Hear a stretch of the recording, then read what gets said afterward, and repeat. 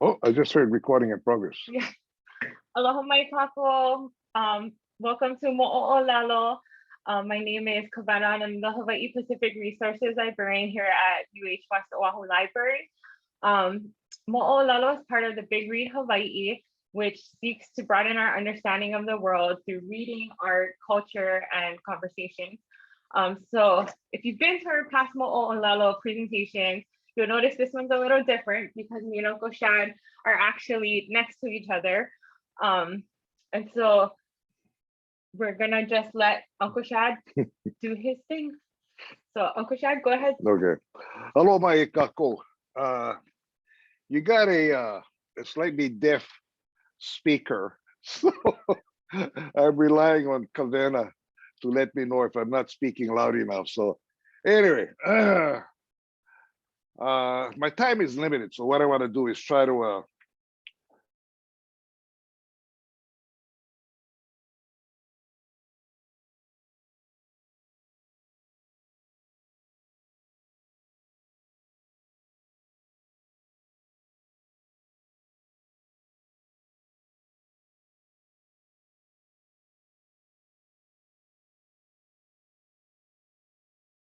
what's that? They never hear me. Yeah.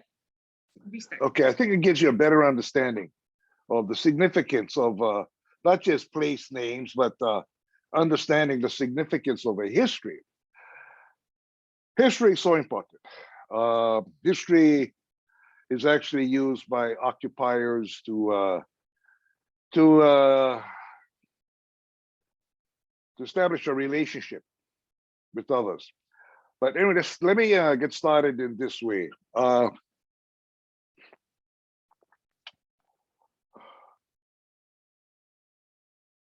Early on, the people who came to Hawaii were missionaries from Massachusetts, and they had a hard time developing an appetite for Polynesian foods. So they relied on food from Massachusetts. So they had food shipped to them. What that basically means is that they needed a means to make money, revenue. So early on, they were able to establish a revenue based on cattle, which provided them with money for in selling beef to ships passing through the island. The capital was Kona.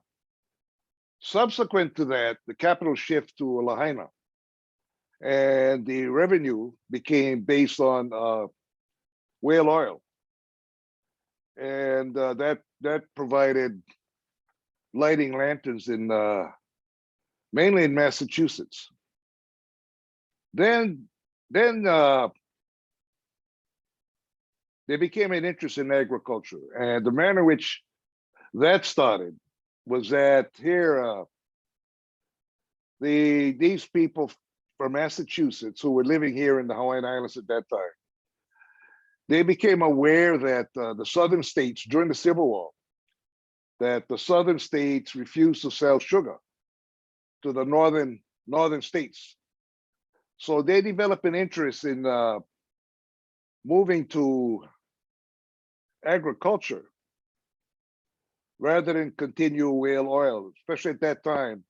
Thomas Edison invented the light bulb, so there was no longer the level of demand that would provide them with the kind of revenue they needed in order to live a subsistence lifestyle here in Hawaii.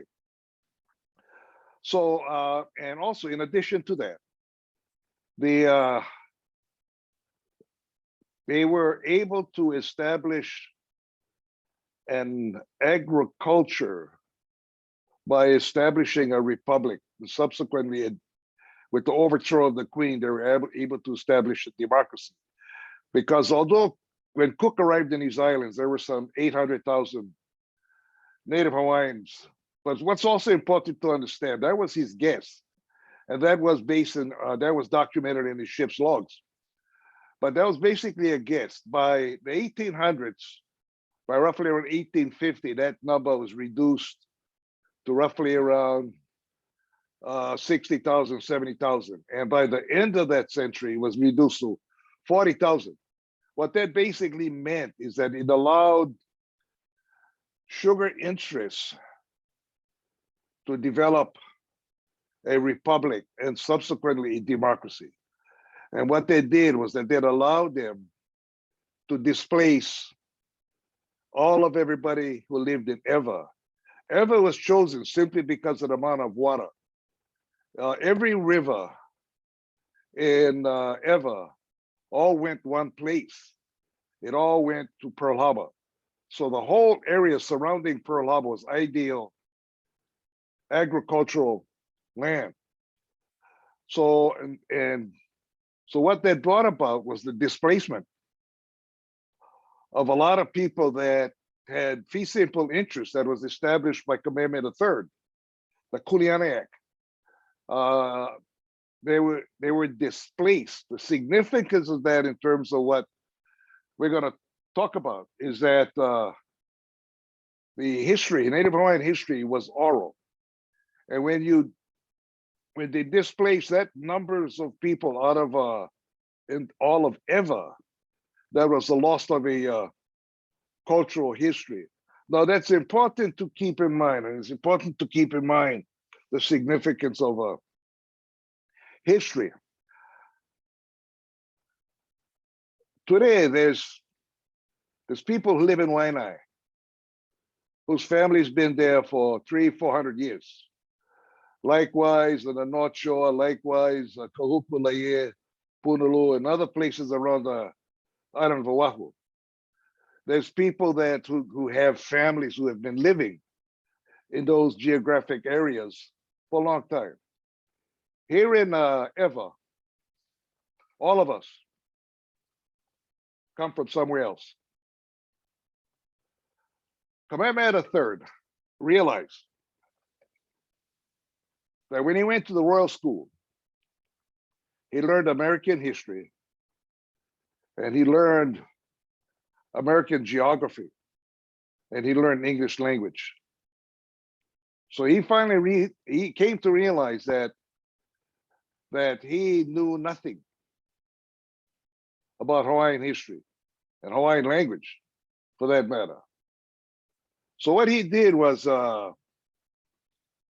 he commissioned several Native Hawaiians that graduated from Lahaina Muna, which was the first high school west of the Rocky Mountains. Amongst them was Sam Kamakau, John Papa'i'i, and others. He commissioned them to go out into the rural areas and identify kūpuna who were living here in the islands at the time of occupation, at 1778. So he wanted to find out from these kūpuna that lived prior to occupation to learn the history of their geographic region. So he had to travel throughout the island of Oahu and the outside islands. But we're more concerned right now today with respect to Ewa and the area we refer to as Kapolei today. So he was able to find a number of people, especially here in the Ewa region. Most of the people that he found living in Ewa were actually people who lived in the Mauka areas. The Mauka areas are the Waianae Mountains, and also the other regions within Ewa. So, and what he found out is that he got a good sense of what the history was associated with this area. Okay, hang on to this thought now, okay? In order to make this short, I'm going to have to kind of bounce around. So just hang on to what we just talked about. Campbell Estate in the 1990s decided to get out of agriculture. And the reason for that, they couldn't compete with Puerto Rico, mainly due to labor costs. So the decision was to build a new city. they came to realize that it was hard to get investors to invest in a new city when you didn't have a history. When you establish a visitor destination such as Ko'olina, what's the point of establishing a visitor destination if you don't have a pass? He realized that shopping centers, banks, and other businesses, and even homeowners, they have issues regarding buying in a place where it was known for sugar. So then Capital State needed to make some serious decisions in an effort to find the history of this region. At that time, they hired Rubelite Johnson, who was a professor of ethnic studies at the University of Hawaii. And she assisted them with a very lengthy document, but she relied a whole lot on the work that was done by Sam Kamakau when Sam was in the 1800s, when he did what he was expected with respect to Kamehameha III. So Kamehameha, a lot of this information was placed in Hawaiian language newspapers. Likewise, John Papa'i'i. All of that information was on microfilm. So it provided Rubelite Johnson with a source to look into the history associated with this region. The first thing that Campbell needed to do, they needed to know what to name this new city. So the suggestion that was made by Rubelite Johnson was to build this city from the center going out. She identified the city of this geographic region as Pu'u'okapale. And surrounding Pu'u'okapale would be the businesses, shopping centers, and outside of that would be the residential area. And beyond that would be the visitor destination. So she submitted a very lengthy report. Now, based on her report, and all that data again was based on Sam Kamakau, John Papa'i'i, Marion Kelly, and others. When Sam Kamakau talked to all these kūpuna in this geographic region, they identified Pu'u'okapale as the single most significant and special place in this geographic region. And based on her work, and based on her recommendation that this new city should be named after this pu'u. That recommendation was based on several things that Sam Kamakau documented in Hawaiian language newspapers from kūpuna. First of all, Pu'u'okapale served as a landmark anciently when people traveling from Honolulu, anciently referred to as Ko, when they traveled from Honolulu to the Waianae area. So it was significant, it was important. It was a place where everybody passing through this area used Pu'u'okapale as a landmark. The other thing is when Kamapua'a, I know I'm bouncing around, so I hope you're following me, okay? You'll have an opportunity at the end to ask questions, but in an effort to make sure that I share enough information with you and that I actually move through everything I need to cover, I'm trying to do it in a manner where I can finish this, in a manner where my contributions to this workshop today is significant. So when Kamapua'a defeated Olopana in Kaneohe, he placed his grandmother, Kamau Nuaniho, to serve as Konehiki at Pu'u'okapale. So it became her It became her residence. She lived there. Her house site, uh, Gilbert McAllister was the first archaeological survey for Bishop Museum. He relied on the works of Sam Kamakau. So there's several people involved in this whole effort, okay? Reuben A. Johnson, contracted by Campbell Estate, submitted a report, made recommendations. And Gilbert McAllister, who is identified in the archaeological survey, Gilbert McAllister, who was the archaeologist that did the archaeological surveys, identified the work done by Sam Kamakau. So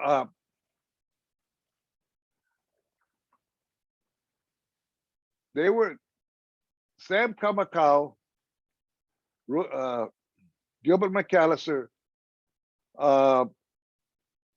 identified all the work done by Sam Kamakau as authentic. He identified Sam Kamakau identified the house site of Rubalite of Kamanuniho on the eastern end of Pu'uʻokapale. So her house site in 1930, when Gilbert McAllister was making his contributions to this effort we're making reference to, Gilbert McAllister said that that house site was no longer there. Remnants of that house site was there in 1930, but it was for the most part altered as a result of the military, when the military built Fort Barrett. So the only thing that was there in 1930 was remnants of her house site and walls surrounding her house site and her grave. Her grave was a short distance away from that house site. All of this was on the eastern end of Pu'uʻokapale. Remnants of her house site is still there. The next thing I wanted to kind of share with you is when Sam Kamakau had talked to these kūpuna who lived in this geographic region regarding the recommendation of Pu'uʻokapale serving as the most significant heiau and most significant site in this entire region, and the recommendation that this region, Kapolei, should take on the name of Pu'uʻokapale. What also came up in that is that in that conversation that he had with kūpuna, it was a discussion regarding the change of seasons with respect to Pu'uʻokapale. Sam Kamakau said he was aware of the change of seasons. He was aware that when he went to school at the Royal School, he was aware that there were 4 seasons: winter, spring, summer, fall. They told Sam that he was wrong, that based on their knowledge of Pu'uʻokapale and what it served as, they said that there was only 2 seasons. One season when the sun was in the north, the time of the year when the hot days were short and the cool nights was long. That was the time of the year to plant kalo. They said the other time of the year was when the sun was far away. That was the time of the year when the days were long and hot, the nights were short. That was the time of the year they told Sam that that was the time of the year to plant kalo. They referred to that time of the year as the ho'oilo. When the sun was in the north, the hot time of the year, they referred to that time of the year as the season of the makali'i. So so that was the information they shared with Sam, that they shared with Gilbert McAllister, and what Gilbert McAllister's contribution to the work done at the Pu'ukapale.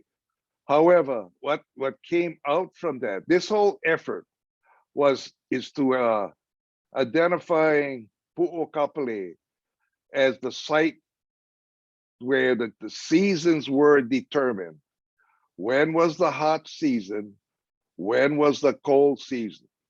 The hot season was referred to as the makali'i. The cold season was a season referred to as the ho'oilo. And so when the sun set over Pu'uokapale in the Mahina Ona, that was a significant time of the year. That was the time of the year when it was the coming of the cool season, the time of the year to plant kalo, which was significant. I hope you all following me.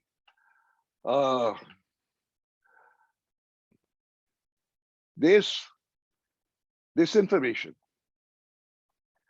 what's important to understand with respect to the change of seasons is with respect to the location of the sun, moon, and the stars. So the same technology, the same information that they shared with respect to when they travel from the southern latitudes to the northern latitudes, they used it when they arrived here.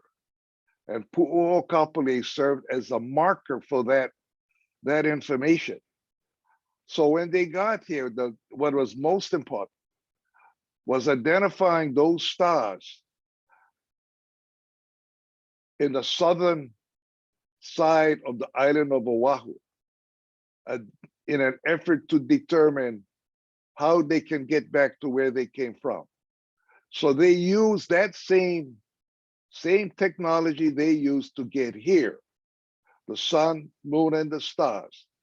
They use that same technology in determining the time of the year and the time of the year to plant and the time of the year not to plant.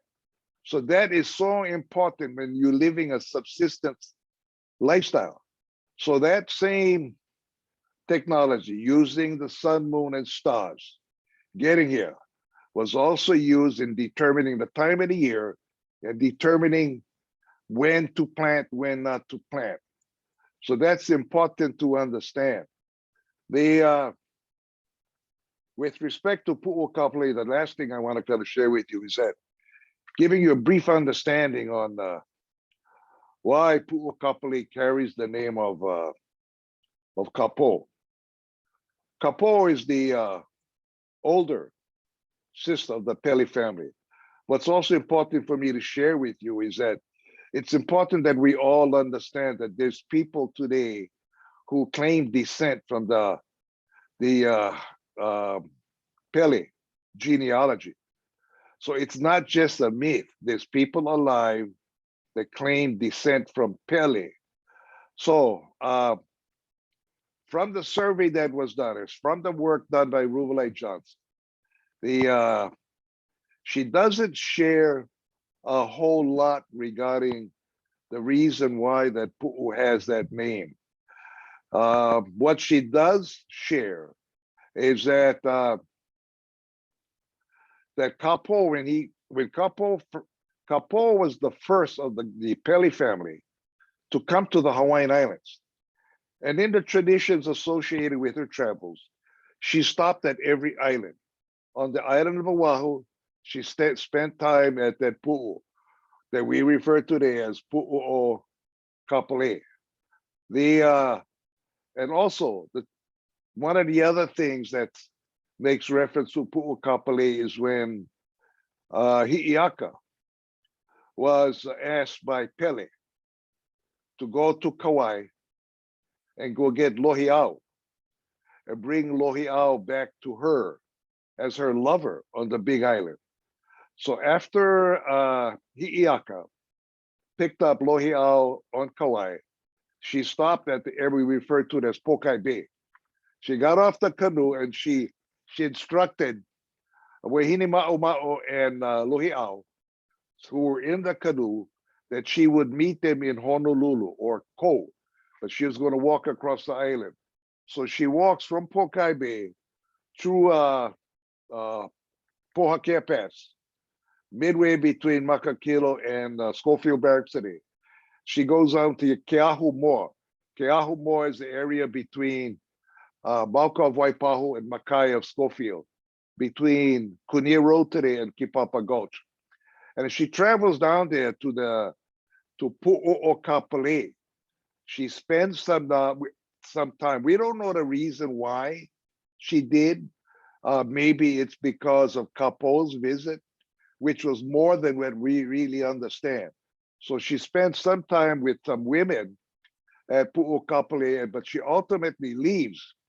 And she passes through Kaupea and she goes all the way down to a place referred to as Kualakai in Kanehili, which is today's Barbers Point former Barbers Point Naval Air Station. Not much is shared regarding the hula significance associated with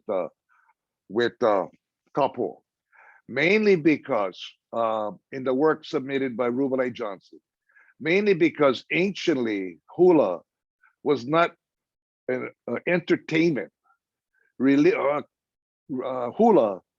was religious in ancient Hawaiian culture. So there's an ahu, gifts are presented at the ahu to Kapo and Pele. So not a whole lot is submitted with the work done by Ruben A. Johnson and the reports by Sam Kamakau. Other than that, it was the only contribution that was made with respect to Kapo. Kapo is considered a how do you say this? A sorcerer. So she was a person that it was difficult to get to know in ancient Hawaiian culture. The name of this pu'u grew out of the setting sun. Kapo's lehala has several colors. It has yellow, black spots, and red. That's the color of her lehala, her lehala. So this area here, when the sun sets in the Mahina Ona, at the time, the Mahina Ona is Pu'opalailai. When the sun sets over Pu'o'okapale, it sets in Pu'opalailai. At that time of the year, which is around our winter months, around December, you have a low weather band that's off of the Waianae coast. This event is seen all year long. However, it's primarily during the winter months when this low weather band sits off the Waianae coast. So while most of the year you can see the division between the ocean and the blue sky, when this low weather band during the winter months, the ho'oilo during the month of December, that low weather band obscures the horizon line, the line between the ocean and the line and the sky.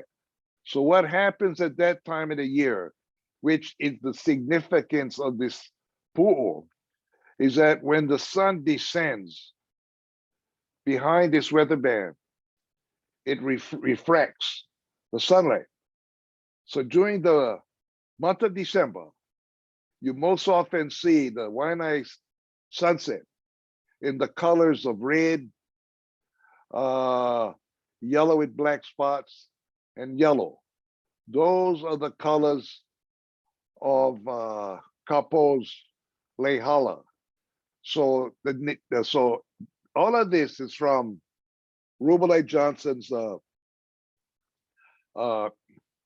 report that she submitted. In addition, what's also important to kind of keep in mind, when Rubelite Johnson was at the Pu'u in 1930, and she got to know Gilbert McAllister. Much of that heiau was no longer. So at that time, 1930, the heiau, they were on the Mauka side of the Pu'okapale, right where the skateboard park is located today. That was the site of a rock crusher. So all the stones, the boulders from Pu'okapale was crushed. And all those stones are in the foundation from Farrington Highway and the irrigation ditches within the former sugar fields. So the first quarry on the island of Oahu was actually Pu'okapale. The second quarry became Pu'upalailai, which is the site of the water park today, and eventually became a landfill. Today, the quarry is at Pu'umakakilo. Okay, I know you're gonna have a lot of questions, but let me move on. I want to make sure I cover what our inspectors will cover. Okay, I think we all have a sense on where Pu'ukapale is. Surrounding Pu'ukapale is a place name referred to as Kaupea. Kaupea has two meanings. The first meaning is with respect to our geographic region on the western side of the island of Oahu. Every island makes similar reference to the western side of each respective island. Kau in Hawaiian is making reference to a perch, like a tree, where a bird will land on a perch. Pe'a is making reference to a bat. So it's making reference to a bat hanging on a tree.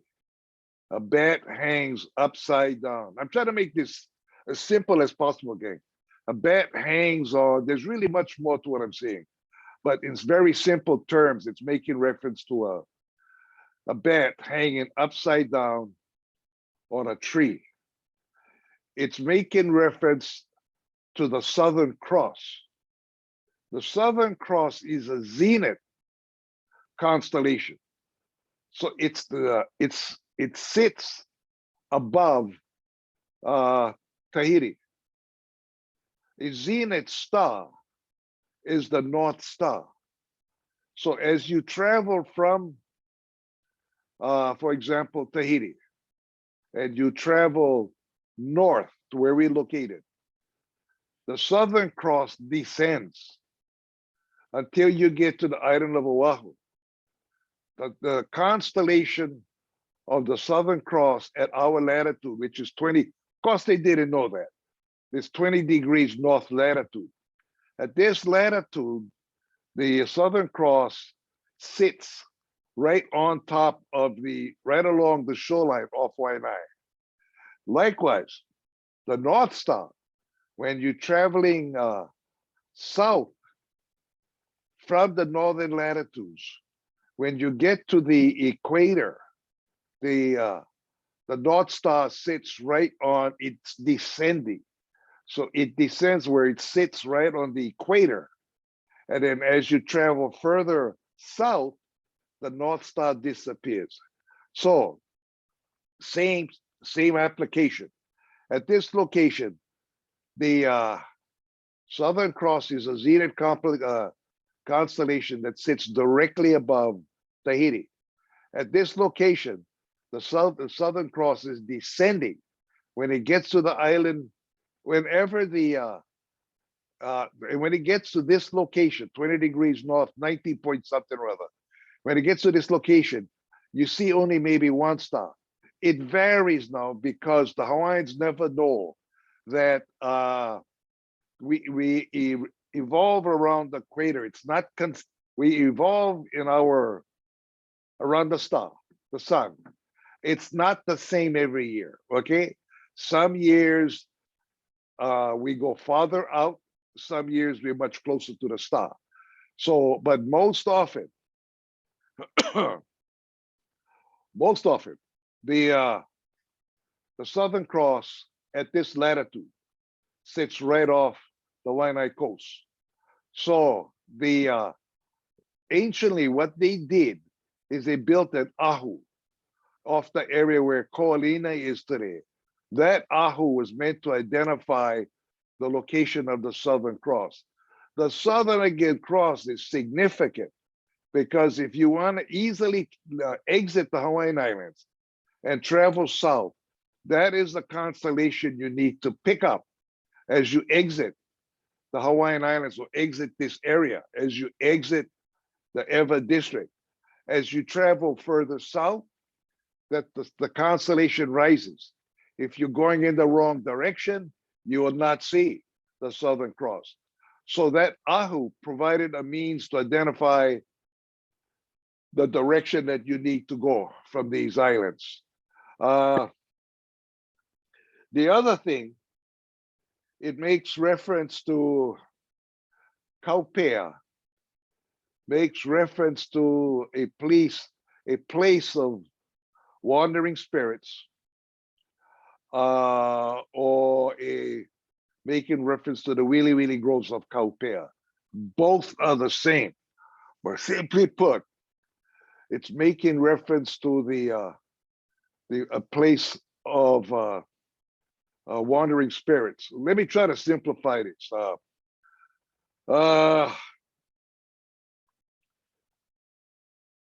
When they buried someone anciently, they buried him in the manner in which it was buried.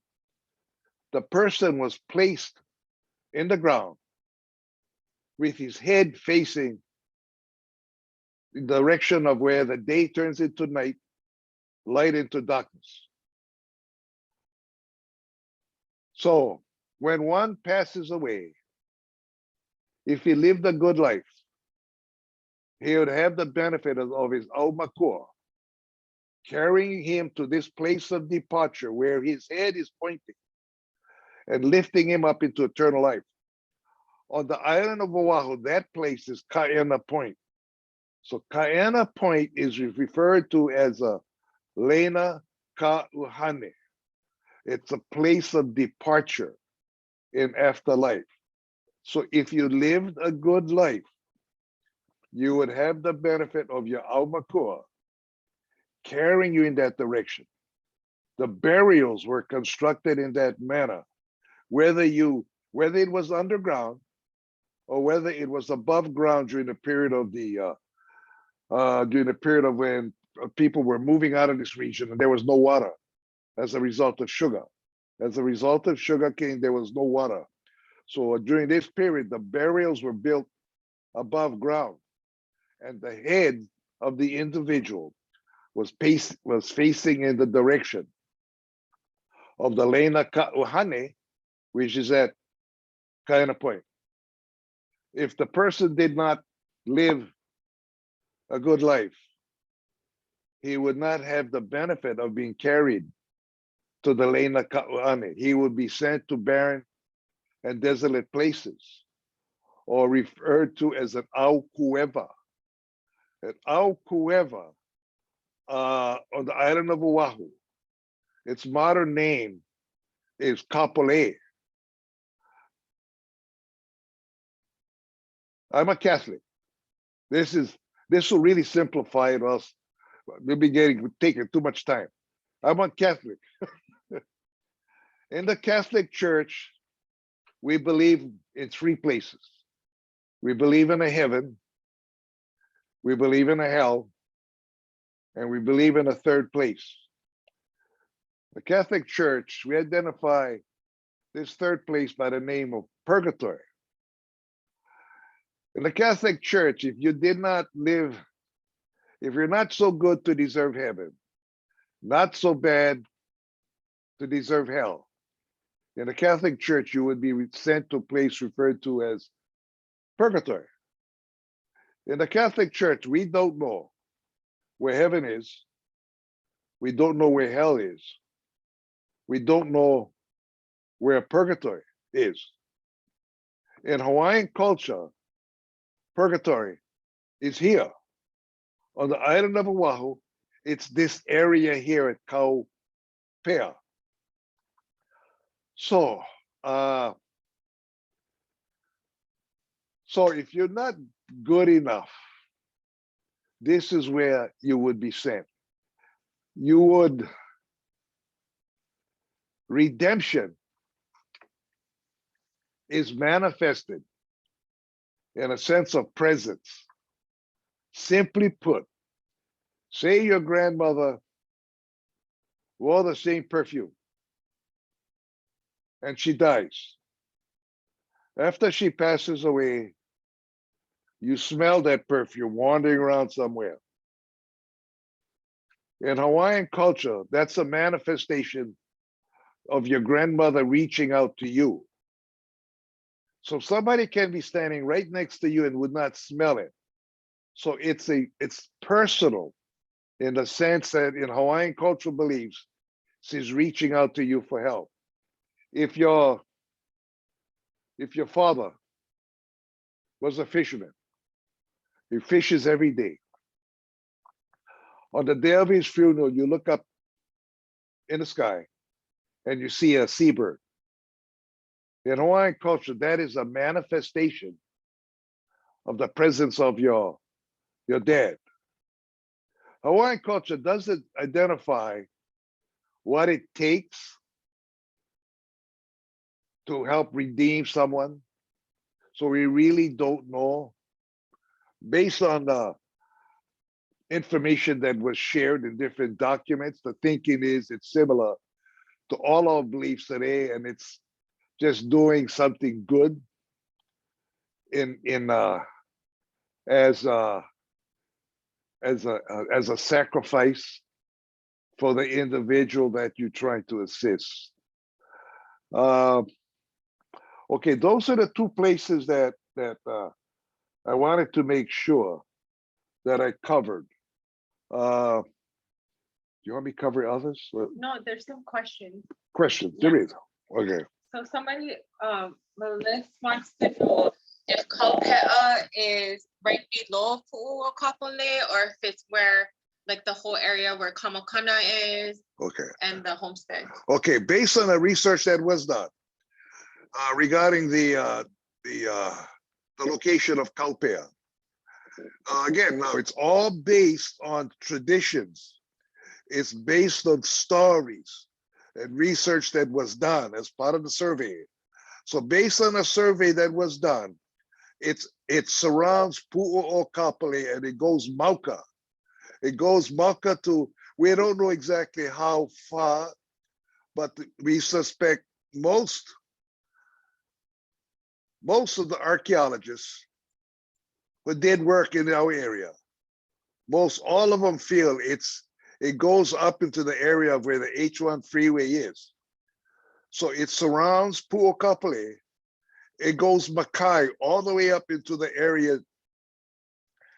Okay, what makes all this difficult is the fact that when sugar got established in this area, all the markers that identified the geographic regions, all the ahus that were built by Native Hawaiians in ancient times, all these markers that identified the location of different place names, all had been destroyed by sugar. So for the most part, the work done by Rubelite Johnson and Sam Kamakau basically says it goes up into the area of where Barbers Point Naval Air Station is. They don't know how far inland, but it goes all the way in. They don't know how far west and how far east. What we do know is this, and I can't think of her name. Oh my God.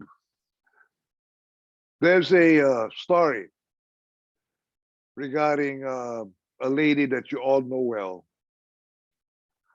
well, where she visited. She was an employee at the Bishop Museum, and she's well known. She's written a lot of articles. Huh? Pukui. Yes, Pukui. Yeah. Yeah. So she visited family at in the area of where today is where the West Lock is by Pearl Harbor. She visited a relative.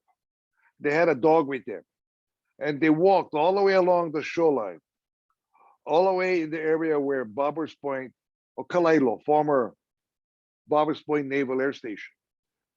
And that in the area of where they said in the report says that they had walked, okay, now they made reference to this. Again, they did not make reference to Barbers Point Naval Air Station. It did not exist at that time.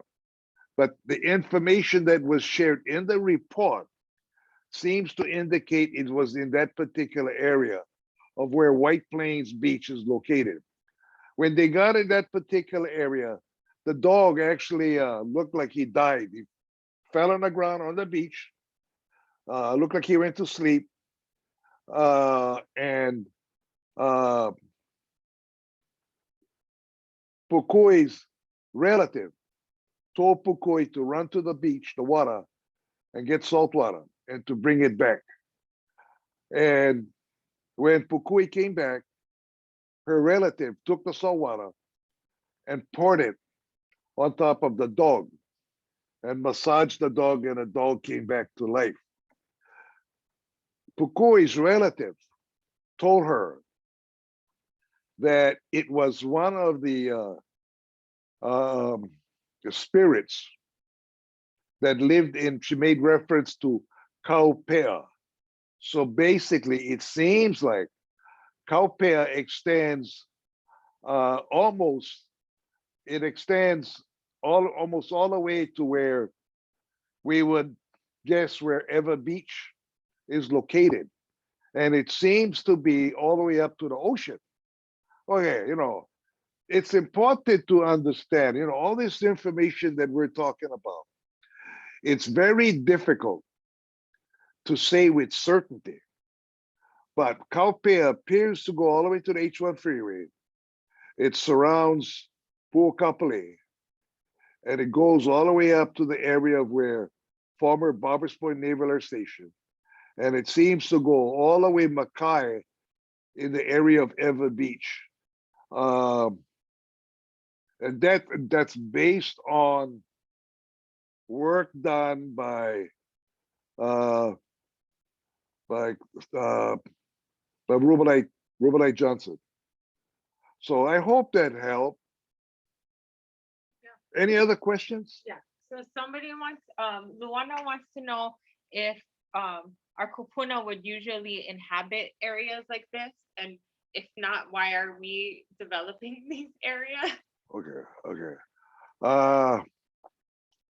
In the area, well, the area between, based on the work done by Rubelite Johnson, the area between what we know of as the H1 freeway and all the way up to the area we refer to Campbell Industrial Park and Barbers Point, Kalaeloa, that whole area, very few people live in that area. So it was just scattered within that area there. And most of the people in this area only lived were on Kalo'i Gulch.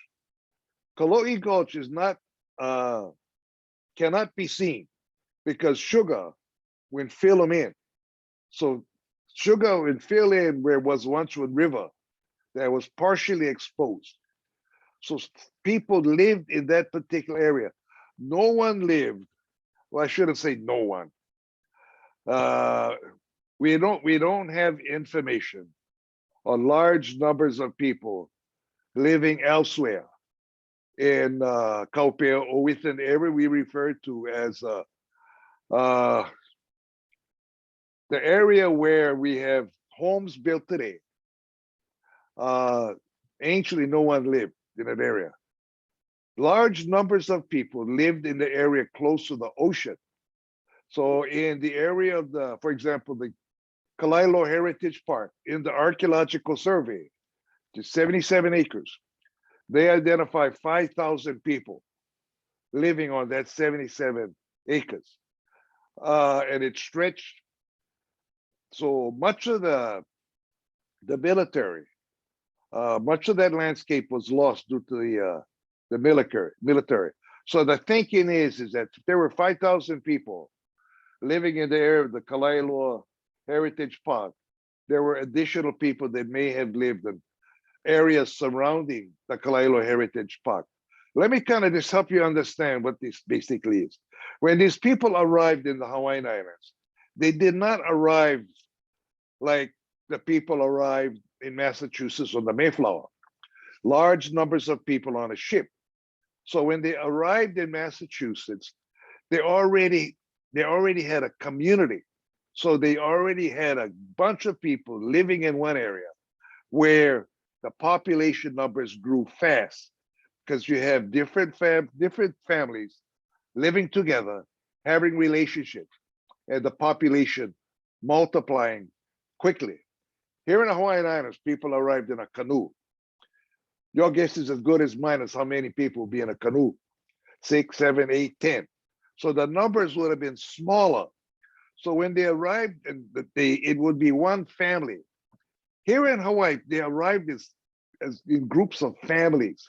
So what you have is one family getting off a canoe in the area of Pearl Harbor and trying to find some place where there is fresh water, where there is no other people living, and living isolated and apart from other people living all in that particular area. Although the time in the archaeological surveys, they identify around 450 AD as the time when people first arrived here. But now you got to kind of keep in mind, now you're talking about a canoe, families living apart from each other. So the numbers, the population numbers took much longer. So the area of the Kalailo, the area of the former Barbers Point Naval Air Station, these were the areas that became populated first before people moved inland. So the island of Oahu, the shoreline properties were the first properties to be populated, simply because they didn't know what to find inland. However, they knew they could live a subsistence lifestyle based on ocean resources. So every island, the shoreline properties were the first. But you need to keep in mind now that these people lived in isolation. They lived apart. They did not have relationships with other families living in a geographic region. So their numbers grew slowly. So if they arrived around 450 AD, the date for the areas surrounding the former Barbers Point Naval Air Station, where the Heritage Park is, that area there, the carbon-14 date is 1250, 13, 1400. So it actually took that long for the numbers to grow within this particular region, simply because people lived along the shoreline. Very few people lived inland. As in time, when they were able to establish a relationship by trading food, this is the time when you actually have relationships established. So this was around 1450. Again, you just got to keep in mind, it took a long time between these people were able to establish a relationship. There's about 4 minutes left. And somebody was asking earlier, where did they divert the water to?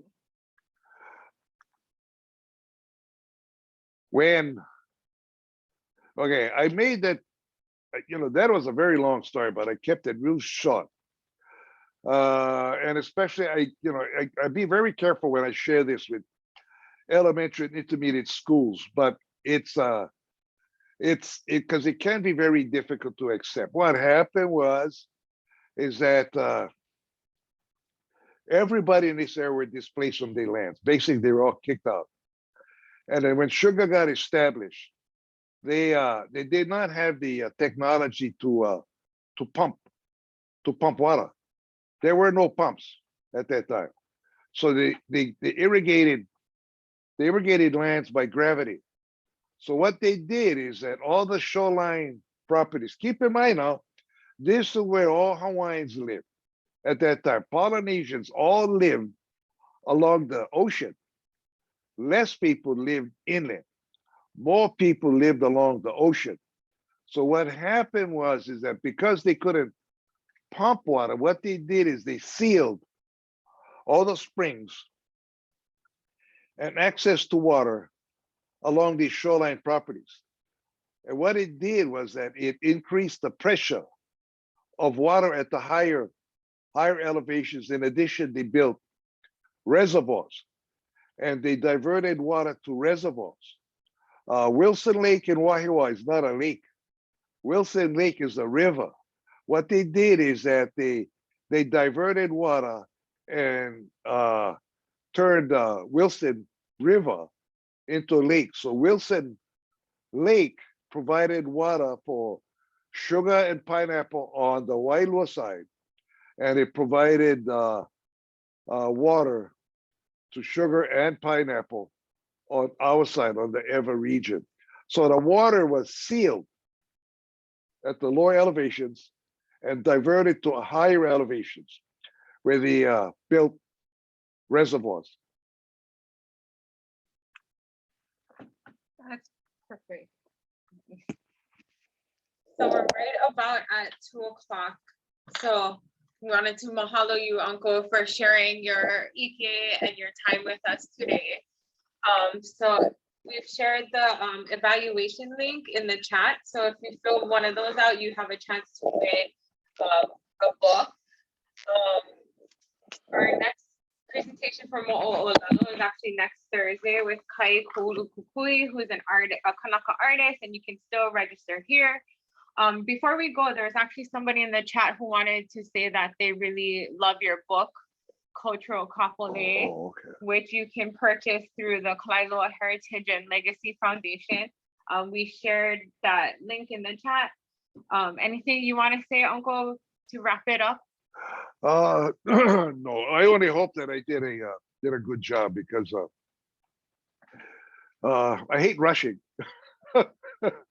And when I rush, my brain goes haywire. So hopefully I shared enough with you where help you get a sense on the significance of this whole region and the building of the new city of Kapolei. So and why all this information was important to us today.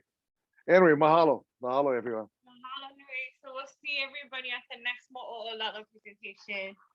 Ahui ho.